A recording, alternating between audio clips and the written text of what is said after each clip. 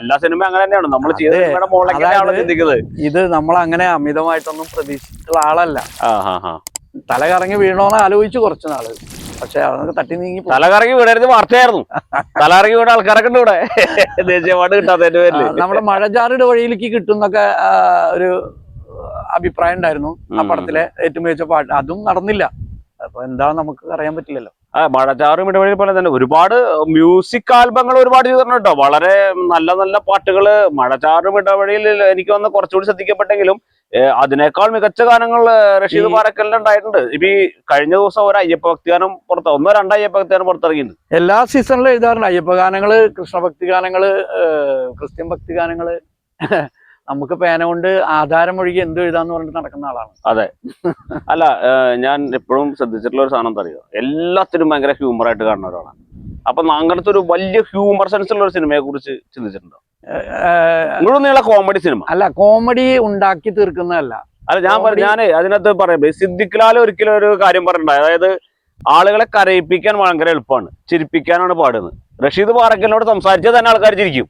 അപ്പൊ പിന്നെ സാഹചര്യം അനുസരിച്ചുള്ള കോമഡി. പണ്ടൊക്കെ കോമഡിക്ക് വേണ്ടി ക്രിയേറ്റ് ചെയ്യുന്നതാണ്. ഇനി കുറച്ച് നായകൻ വിട്ടിട്ട് കോമഡിയന്മാര് ഒരു സീൻ ഉണ്ടാക്കട്ടെ എന്ന്. അതൊക്കെ മാറി. ഇപ്പൊ നമ്മുടെ ജീവിതത്തിൽ ഉണ്ടാവുന്ന അബദ്ധങ്ങള് ഒരു നായകനായാലും നായികയിലും ആ സ്വാഭാവികമായിട്ടുള്ള കോമഡിയാണ് നിലനിൽക്കുള്ളൂ. അത്തരം കൗണ്ടറുകളാണ് നിലനിൽക്കുക. അപ്പോ പണ്ട് ദിലീപിന്റെ ഒരു സിനിമയിൽ എനിക്ക് ഏറ്റവും പ്രിയപ്പെട്ട ഒരു സംഭവം ഉണ്ട്. ആ സിനിമയില് നെടുമുടി വേണുവൊക്കെ ഉള്ളൊരു പടം. അതിലെല്ലാവരും ചെളിയില് മുങ്ങിയിട്ട് ഇങ്ങനെ വരുന്ന സമയത്ത് ദിലീപ് ചോദിക്കുന്നുണ്ട്, അച്ഛൻ ഇതിലേതാ ഞാൻ? സാധനം അപ്പൊ ചിരിച്ചു കഴിയേണ്ടതല്ല. അതായത് എല്ലാവരും ഒരേപോലെ ആയിട്ടാണ് നിൽക്കുന്നത്. അതിലേതാ ഞാൻ എന്ന് ചോദിക്കുന്ന ആ ഒരു ഹ്യൂമറിൽ അത് ആലങ്കോട് ലീലാകൃഷ്ണൻ എഴുതി തോന്നുന്നുണ്ട്, സംശയമുണ്ട്. അപ്പോ കാലഘട്ടം ആവശ്യപ്പെടുന്ന സാഹചര്യങ്ങളുടെ ഹ്യൂമർ കുത്തിച്ചെലുത്തി കയറ്റാനുള്ളതല്ല, അത് സംഭവിക്കേണ്ടതാണ്. എനിക്ക് പൊതുവെ എഴുതുമ്പോൾ ഈ ഹ്യൂമർ മൈൻഡിൽ ഉണ്ടാവും. ഞാൻ കുന്നംകുളത്തങ്ങാടി എന്ന് പറഞ്ഞിട്ട് മറിമായം പോലെ മീഡിയ വണ്ണില് ഒരു വർഷത്തോളം സ്ക്രിപ്റ്റ് എഴുതിയ ആളാണ്.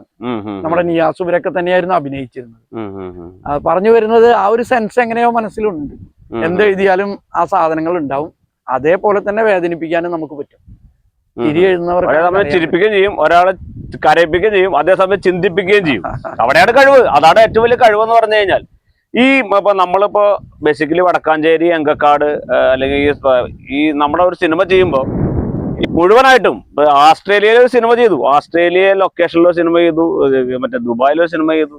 എങ്കക്കാടിന് മാത്രം ഫുള്ളായിട്ടൊരു സിനിമ എപ്പോഴും ചെയ്യണ്ടേ? നിങ്ങൾ പ്രൊഡ്യൂസർ ആവും, നമുക്ക് ചെയ്യാം. അല്ല, ഈ നിർമ്മാതാവ് ഉണ്ടാവുക എന്നുള്ളതാണ് പ്രധാനം. അല്ല, എന്തെങ്കിലും ഒരു നിർമ്മാതാവ് ഉണ്ടാവുകയാണെങ്കിൽ തീർച്ചയായിട്ടും. ഇവിടെ ഇഷ്ടംപോലെ മനോഹരമായ ഇടങ്ങളല്ലേ. ഭരതേട്ടൻ കയ്യൊപ്പിട്ട കുറെ സ്ഥലങ്ങളുണ്ട്. അതിന്റെ തന്നെ പല ആംഗിളുകൾ ഇനിയും ബാക്കിയല്ലേ. ഇവിടെ ചെപ്പാറ, വടക്കാഞ്ചേരി, എത്രയോ സ്ഥലങ്ങളുണ്ട്. എത്ര ഗ്രാമീണത മുറ്റി നിൽക്കുന്ന സ്ഥലങ്ങളാണ്. അല്ല, ഗ്രാമീണത നിറഞ്ഞ ഈ വടക്കാഞ്ചേരി അങ്കക്കാടിനെ ബേസ് ചെയ്തിട്ട് വളരെ മനോഹരമായ ഗംഭീരമായ ഒരു സിനിമ ഒരുക്കാൻ റഷീദ് പാറക്കലിന് കഴിയട്ടെ. അദ്ദേഹത്തിന് നല്ലൊരു പ്രൊഡ്യൂസറെ കിട്ടട്ടെ. തീർച്ചയായിട്ടും ഞങ്ങൾ ആഗ്രഹിക്കുന്നത് തന്നെയാണ്. ഞങ്ങളൊക്കെ അഭിനയിപ്പിക്കട്ടെ. തീർച്ചയായിട്ടും അതാണ് നമുക്ക് വേണ്ടത്. കൂടെ ഉണ്ട്. മാത്രമല്ല എല്ലാവരും കൂടി അങ്ങ് ചേർന്നാൽ അത് സംഭവിക്കും. അതെ, സിനിമ എന്ന് പറഞ്ഞാൽ എപ്പോഴും ഒരു കൂട്ടായ്മ. എന്റെ കയ്യിൽ ഇങ്ങനെ കുറച്ച് കാര്യങ്ങളുണ്ട്, നിങ്ങളുടെ കയ്യിൽ മറ്റേ സംഭവങ്ങളുണ്ട്. ഇതൊക്കെ ചേർന്നിട്ട് ഒരു സിനിമ ഉണ്ടാവുക എന്നുള്ളതാണ്. അപ്പൊ നമുക്കിവിടെ ഒരു കൂട്ടായ്മ വടക്കാഞ്ചേരി ഉണ്ടാക്കാന്നേ. ഈ സിനിമയെ കുറിച്ച് സിനിമാക്കാരെ സംബന്ധിച്ച് എന്നൊരു പ്രശ്നം എന്ന് വെച്ച് കഴിഞ്ഞാൽ കുടുംബമൊക്കെ ചിലപ്പോ എതിർപ്പുണ്ടാവാറുണ്ട്. ഫാമിലി എങ്ങനെ ഇതിനെ സപ്പോർട്ട്? ഫാമിലി ജീവിതമാർഗം ഇതായതുകൊണ്ട് ഫാമിലിക്ക് വിഷമമൊന്നുമില്ല. വേറെ പണിയില്ലല്ലോ.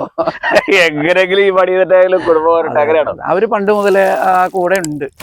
അതുകൊണ്ടാണ് അതൊരു വലിയ അനുഗ്രഹമാണ് കേട്ടോ. ഈ ഫാമിലി കൂടെ ഉണ്ടാവുക എന്നുള്ളതാണ് ഒരു കലാകാരനെ സംബന്ധിച്ച്, ഒരു ആളെ സംബന്ധിച്ച് ഏറ്റവും വലിയ കാര്യം. ആ ഫാമിലി എതിർപ്പാണെങ്കിൽ നമ്മളൊരു ഫാമിലി മാനാണ്.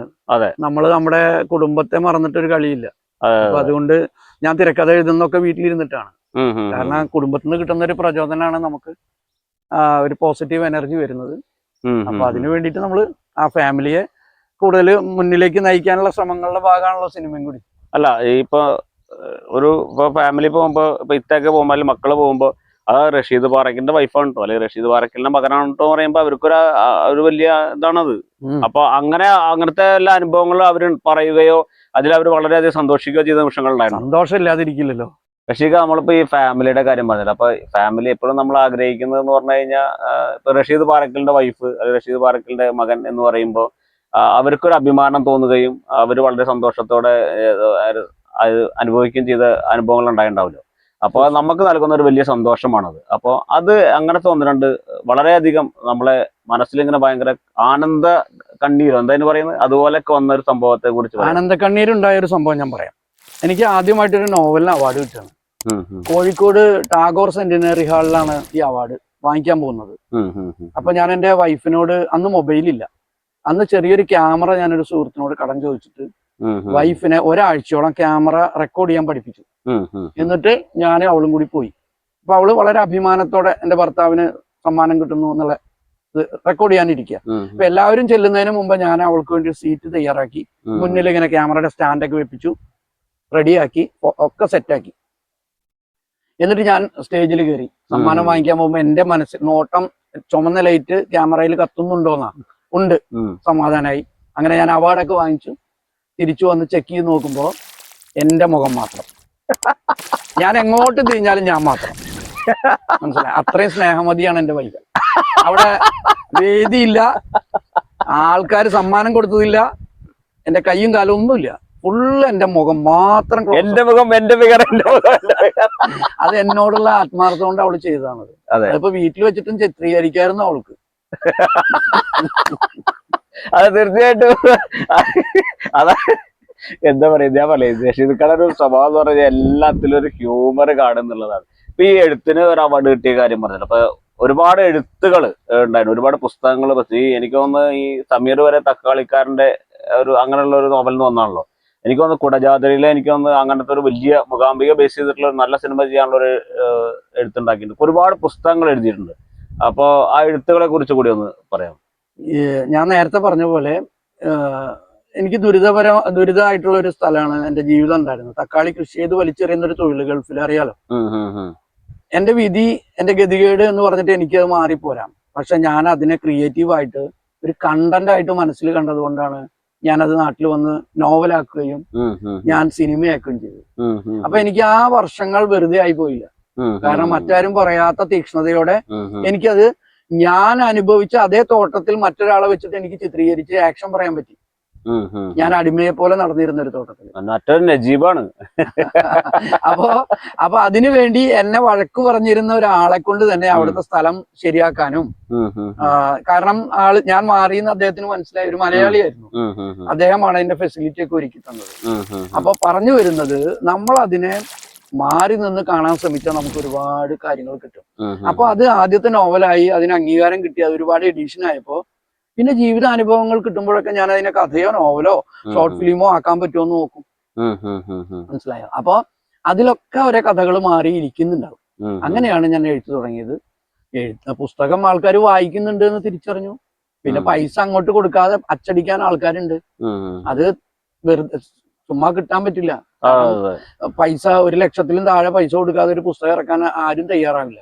പക്ഷെ വായിക്കപ്പെടുന്നുണ്ടെന്ന് തോന്നുമ്പോ അവര് നമ്മളെ വിളിക്കുന്നു തുടങ്ങി. അങ്ങനെയാണ് 14ഓളം പുസ്തകങ്ങൾ എഴുതാൻ പറ്റിയത്. ഈ 14 പുസ്തകങ്ങളില് അവാർഡുകൾ കിട്ടിയ എത്ര പുസ്തകങ്ങളുണ്ട്? അതില് കുടജാദ്രിയിലെ നിലാവ് എന്നുള്ള നോവലിനാണ് ആ വർഷത്തെ അങ്കണം അവാർഡ് കിട്ടിയത്. ആ വർഷത്തെ തക്കാളി കൃഷിക്കാരന്റെ സ്വപ്നങ്ങൾ എന്നുള്ള നോവലിനാണ് തനിമ പുരസ്കാരം നേരത്തെ പറഞ്ഞ പോലെ കോഴിക്കോട് നിന്ന് വാങ്ങിയത്. പിന്നെ ഖസാക്ക് എന്ന് പറയുന്ന ഖസാക്കിന്റെ ഇതിഹാസത്തിന്റെ പേരിലുള്ള ഒരു ഖസാക്ക് പുരസ്കാരം എന്റെ മുറ്റത്തെ മൂവാണ്ടൻ എന്നുള്ള നോവലിന് കിട്ടി. പിന്നെ പുസ്തകങ്ങൾ ഞാൻ അവാർഡിന് അയച്ചു കൊടുക്കാറില്ല. കാരണം പിന്നെ അതിന്റെ ഒരു മൂഡ് മത്സരങ്ങൾക്ക് അയച്ചു കൊടുക്കണമെങ്കിൽ ഒരു 4-5 കോപ്പി ഒരുമിച്ച് അയച്ചു കൊടുക്കണം. അപ്പൊ പിന്നെ ആദ്യത്തെ ഇൻട്രസ്റ്റ് കഴിഞ്ഞപ്പോ നിർത്തി. അല്ല, വായനക്കാരിൽ നിന്നുള്ള അവാർഡാണ്. വായനക്കാരിൽ നിന്ന് അവാർഡാണ് ഏറ്റവും വലിയ അവാർഡ്. അവര് അടുത്ത പുസ്തകം എന്ന് ഇറങ്ങുന്നത് നോക്കും. പ്രസാധകർ വിളിച്ചു നോക്കി ഇനി എനിക്ക് തരുമെന്ന് പറയും. അപ്പൊ അതിനുവേണ്ടി നമ്മൾ എഴുതില്ല. അല്ല, അതൊരു വലിയ കാര്യമുണ്ടോ? ഒരാള് ഒരു പുസ്തകം നമ്മള് ഇങ്ങോട്ട് വിളിച്ചിട്ട് നിങ്ങളുടെ പുസ്തകം ഞങ്ങൾ പ്രസിദ്ധീകരിക്കുക എന്ന് പറയുന്ന ഒരു വലിയ കാര്യമാണ്. 8 പുസ്തകമാണ് ഒരു ടീം മാത്രം ഇറക്കിയത്.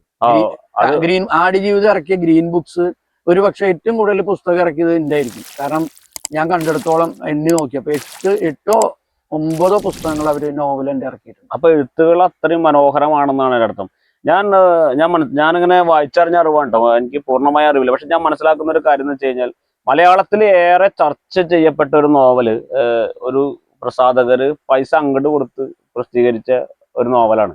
ആ നോവലാണ് ഇന്ന് മലയാളത്തിൽ ഏറ്റവും കൂടുതൽ വിറ്റഴിക്കപ്പെട്ടിട്ടുള്ള നോവല് എന്ന് ഞാൻ കേട്ടിട്ടുണ്ട്. ശരിയാണോ എന്നറിയില്ല. പല പബ്ലിഷേഴ്സും തള്ളിയ ഒരു സാധനമാണ്. ആ സ്ഥാനത്താണ് റഷീദ് പാറക്കലിന്റെ നോവല് പ്രസിദ്ധീകരിക്കാൻ ആളുകൾ ക്യൂ നിൽക്കുന്നത്. അതൊരു വലിയ അച്ചീവ്മെന്റ് ആണ്. അത് ഇത്രേ ഉള്ളൂ, കച്ചവടം നടക്കുന്നുണ്ട് എന്നുള്ളതാണ്. അതാണ്. അല്ലാതെ അവർക്ക് ബിസിനസ് ആവണല്ലോ. പല അതെ, അതെ. എഡിഷനുകളും ഇപ്പൊ 4-5 എഡിഷനായി പല പുസ്തകങ്ങളും. ബിസിനസ് ആയില്ലെങ്കിൽ പിന്നെ അവര് വിളിക്കില്ലല്ലോ. അല്ല, അപ്പൊ നമ്മളത് മഹത്തരമായ സൃഷ്ടിയായിട്ടൊന്നുമല്ല, വായിക്കാൻ ആൾക്കാരുണ്ടല്ലോ. ആൾക്കാർക്ക് വായിക്കാൻ തോന്നുന്നു എന്നുള്ളതാണ്. ആ രീതിയിൽ നമ്മളിപ്പോ ഇതേപോലെ സാധാരണക്കാരന്റെ ഭാഷയിൽ എഴുതാൻ പറ്റുന്നു. Simple and humble. മറ്റേ സിനിമയിൽ പറഞ്ഞ പോലെ ജാവ പവർഫുൾ ആണ്, അതുപോലെ തന്നെ സ്ട്രോങ് ആണ് പറഞ്ഞ പോലെ റഷീദ് പാറക്കൽ ഭയങ്കര പവർഫുൾ ആണ്, പക്ഷെ സിമ്പിൾ ആണ് എന്നുള്ളതാണ് ഏറ്റവും വലിയ കാര്യം. ശിശുവിനെ പോലെ സ്വയം ചെറുതാകുന്നവനാണ് സ്വർഗരാജ്യത്തിലെ വലിയവൻ. മത്തായിയുടെ സുവിശേഷം 18-ാം അധ്യായം 4-ാം വാക്യം. അതെ അതെ.